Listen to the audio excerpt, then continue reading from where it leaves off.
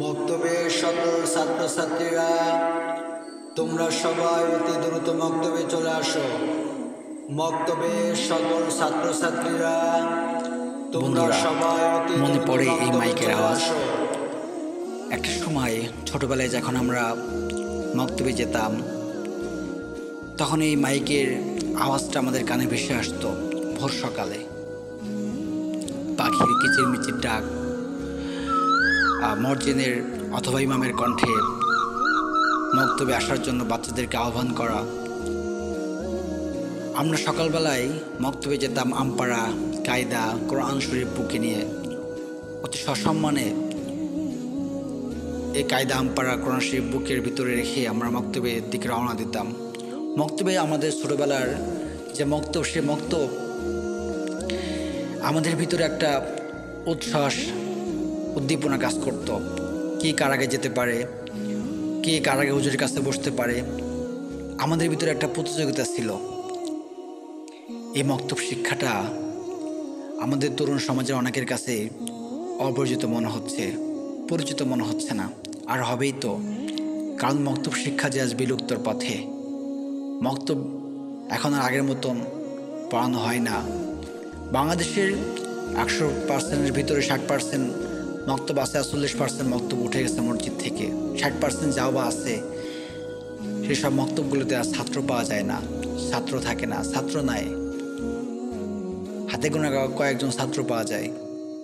শীতের সকালে, কনকনে শীতের ভিতরে পাখির কিচিরমিচির ডাকে আমাদের মনকে আজ থেকে 20 বছর আগে আনন্দিত করে তুলত।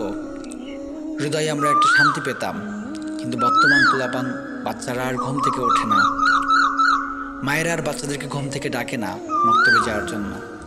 এই মক্তব শিক্ষা দিন দিন যেন আমাদের মাঝ থেকে বিলুপ্ত হয়ে যাচ্ছে। এই মক্তব শিক্ষা কত একটা দামি একটা শিক্ষা। বাচ্চা যখন 5-6 বছর বয়স হয়, তখন বাচ্চাকে মক্তবে শেখানো হয় কালিমা তাইয়্যিবা লা ইলাহা ইল্লাল্লাহ মুহাম্মাদুর রাসূলুল্লাহ, নেই কোনো মাবুদ আল্লাহ ছাড়া, এবং হযরত মুহাম্মদ সাল্লাল্লাহু আলাইহি ওয়াসাল্লাম আল্লাহর রাসূল। এটা আর এখন শেখানো হয় না। বাচ্চারা এখন আর মক্তবে আসে না, ঘুম থেকে জাগে না। মায়েরা বাচ্চাদেরকে আর ঘুম থেকে ডেকে তোলে না মক্তবে যাওয়ার জন্য।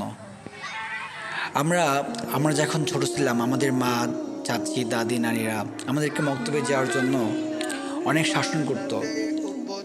আমাদেরকে কোনোভাবেই বিছানায় পিঠ লাগাতে দিত না সকালবেলার দিকে, যখন ভোরের আলো ফুটে উঠত তখনই। এখন আমাদের সেই মায়েরাই ঘুম থেকে উঠতে চায় না, ওঠে না।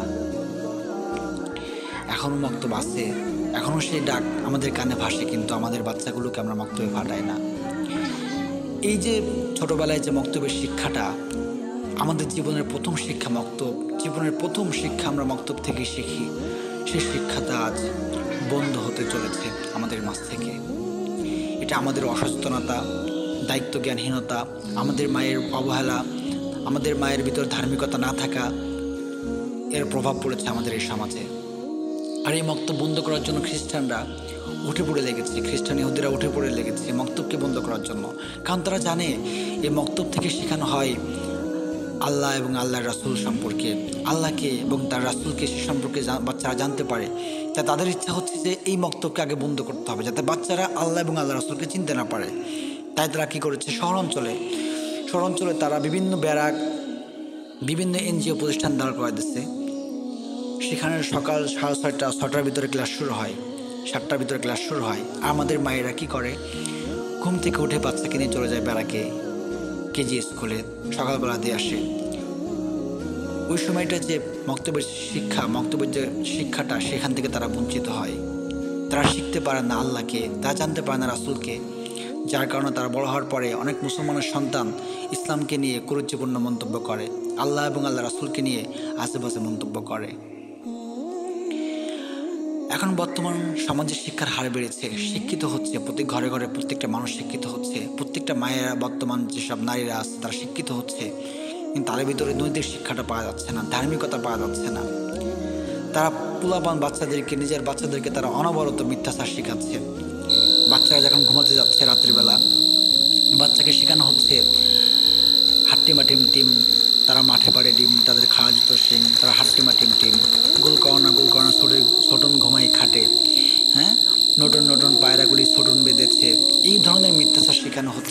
কোনো বাচ্চা যদি আপনাকে বলে আম্মু হাট্টি মাটিম টিম কি, তারা মাঠে কোথায় কোথায় ডিম পাড়ে, আপনি কি বলবেন, কি ব্যাখ্যা দেবেন? এই যে আপনি বাচ্চাকে মিথ্যাচার শিখাচ্ছেন, কি উত্তর আছে আপনার কাছে? অথচ আগের মায়েরা বেশি শিক্ষিত ছিল না, তারা অনেকে নিজের নাম সিগনেচার করতে পারে না, তারা আমাদেরকে শিখাইছে আপনি পড়ো লা ইলাহা ইল্লাল্লাহ মুহাম্মাদুর রাসূলুল্লাহ, হ্যাঁ, আলিফ বা তাসা। আমি আমার নিজের মায়ের থেকে ফজরের সময় সকালবেলা বা রাত্রেবেলা কুলের ভিতর শুয়ে পড়ে সূরা নাস থেকে সূরা কাফিরুন পর্যন্ত শিখেছি, সূরা মাউন, সূরা কাউসার। যখন আমি আলিফ বাতা পড়তে পারতাম না, তখন আমি এগুলো মায়ের থেকে শিখেছি। মা পড়তো, কুলের ভিতর আব্বু পড়ো, আমি পড়তাম। এখন সে মা নাই, শিক্ষিত হচ্ছে কিন্তু নৈতিক শিক্ষার অভাব, ধার্মিকতার অভাব। বাচ্চাদেরকে অনবরত মিথ্যাচার শেখানো হচ্ছে। বাচ্চারা যখন ঘুম থেকে জাগতেছে ফজরের সময়, তখন তারা মনে করতেছে মা আমাকে জন্য কী শেখাইছিল, হাট্টিমা টিম টিম, তারা মাঠে পাড়ে টিম। আর আমি যদি তাদেরকে শেখাতাম চাপো পড়ো কালিমা তৈয়্যিবা লা ইলাহা ইল্লাল্লাহ মুহাম্মাদুর রাসূলুল্লাহ, তাহলে বাচ্চারা ঘুম থেকে উঠে ওরা মনে করতো যে মা আমাকে এটা শিখাইছে, মা আমাকে এটা পড়তে বলেছে, ঘুমের সময় মা আমাকে এটা শেখাইছিল। আমরা সেটা আর এখন করি না। এই যে শহরের যে সমস্যাগুলো, যে বাচ্চাদেরকে কেজি স্কুলে নিয়ে যায়, এর প্রভাব আমাদের গ্রাম অঞ্চলেও পড়ে গেছে। গ্রাম অঞ্চলে মায়েরা বর্তমান পোলাপানকে রাখতে চায় না, মক্তবে পাঠাতে চায় না।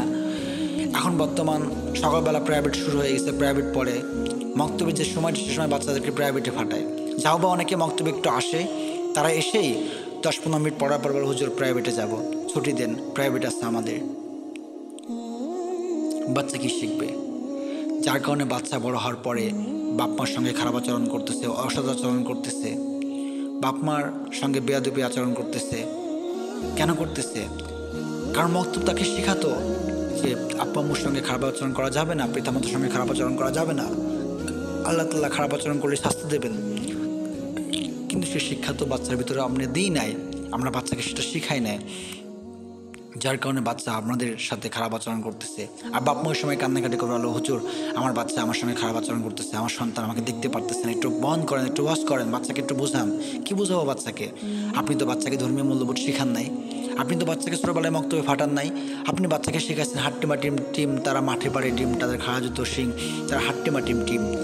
এখন বাচ্চাকে আপনি বলতেছেন বাপ মাকে খেদমত করার বিষয়টা বলেন। আল্লাহ কি বলছে সন্তানকে বোঝান, এখন কি বোঝানোর সময়? আপনি ছোটোবেলায় বাচ্চাকে মক্তবে ফাটান নাই, শেখান নাই, নিজে শেখান নাই, আর আপনি বলতেছেন বাচ্চাকে এমন বন্ধ করতে, তাই বাচ্চা শুনবে? এই দায়ভার কি আপনাদের না? বাচ্চা যে আপনাদের সঙ্গে খারাপ আচরণ করতেছে, দায়ভার আপনাদের না? এই জন্য মক্তব্যের যে শিক্ষাটাকে আমাদের গুরুত্ব দিতে হবে। খ্রিস্টানরা ইহুদিরা চাচ্ছে মক্তব শিক্ষাকে বন্ধ করতে, কারণ তারা জানে যে মক্তবেই বাচ্চাকে শেখানো হয় ইসলাম সম্পর্কে, ইসলাম কি এবং কেন সে সম্পর্কে। তাই তারা চায় যে মক্তবকে বন্ধ করতে হবে, আগে মক্তবকে বন্ধ করতে হবে। তাই তারা সরাসরি কোনো মুসলমানকে বলে না যে তোমার মক্তবে যেও না। তারা কী করেছে, তার এগেনস্টে তারা একটা শিক্ষা প্রতিষ্ঠান দাঁড় করায় এনেছে, যেখানে আসবে মক্তবের সময়টা নষ্ট হবে, তারা মক্তব পড়তে পারবে না, মক্তব পড়বে না।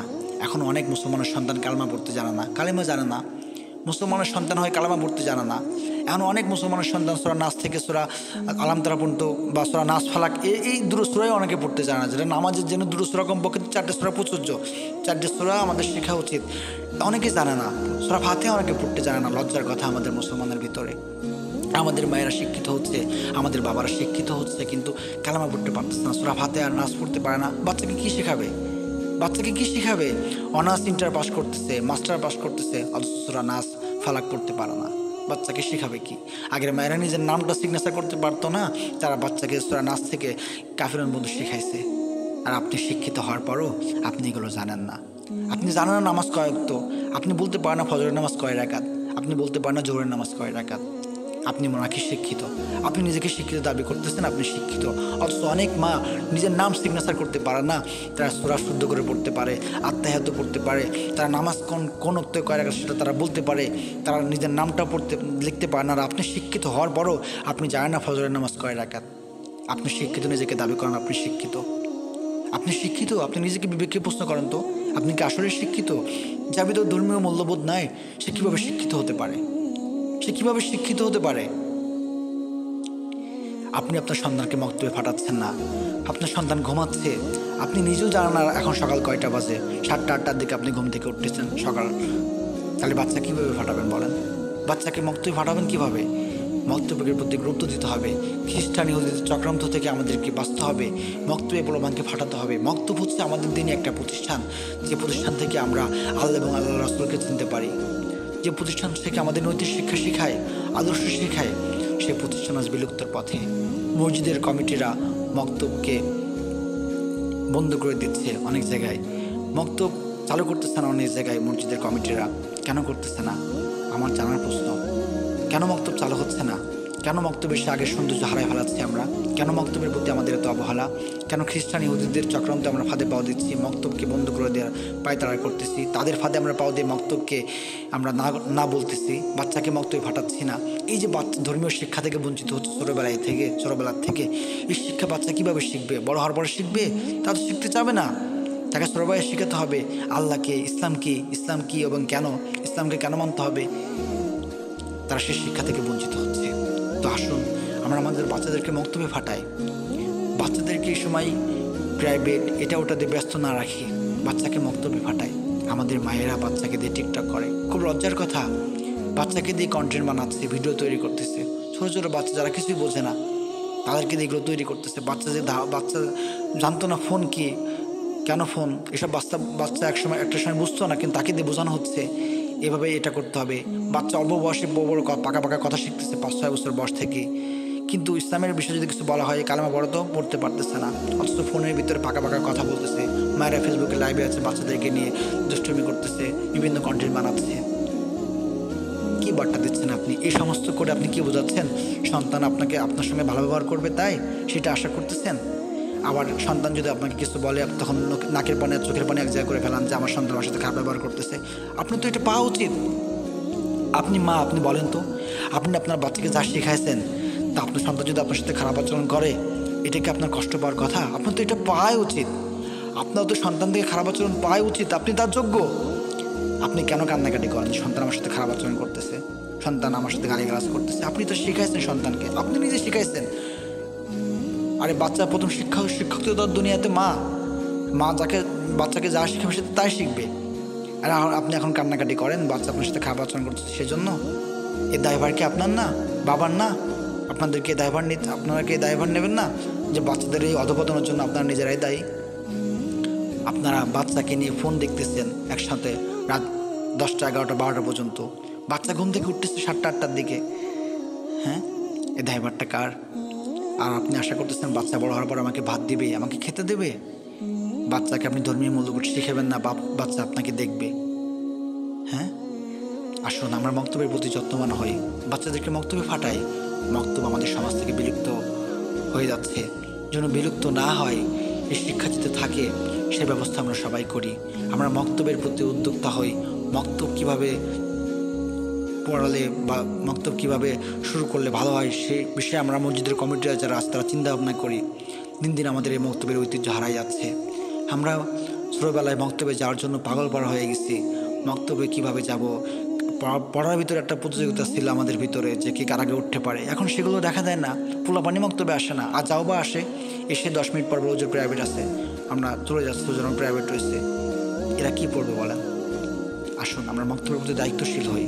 খ্রিস্টান ইহুদিদের যে চক্রান্ত মক্তবের প্রতি তারা শুরু করেছে, মক্তবকে নিয়ে তারা যে চক্রান্ত শুরু করেছে, এর থেকে আমরা বেরিয়ে আসি। আমাদের মায়েদের আরও সচেতন হওয়া উচিত, বাবাদের আরও সচেতন হওয়া উচিত। বাচ্চাকে মক্তবে পাঠানো উচিত বা বাচ্চাকে মক্তবে নিয়ে আসতে হবে, নিজে নিয়ে আসতে হবে। আরও মায়েদেরকে ধার্মিক হতে হবে। মনে রাখবেন এই দিন না, আরও দিন সামনে আছে, এই দিন নিয়ে যাবে সেই দিনের কাছে। অতএব ওই দিনটা আসার আগেই আপনাকে সতর্ক হতে হবে, ভালো হতে হবে। বাচ্চাদেরকে ন্যায় পরায়ণ শেখাতে হবে, সচেতনতা শেখাতে হবে, ধর্মীয় মূল্যবোধ শেখাতে হবে। আর তার জন্য বাচ্চার প্রয়োজন হচ্ছে মক্তব। 5-6 বছর বয়সে তাকে অবশ্যই মক্তবে ফাটাতে হবে, মক্তবে নিয়ে আসতে হবে। আল্লাহ আমাদের সবাইকে এই বিষয়গুলো বোঝার তৌফিক দান করুন। আমিন।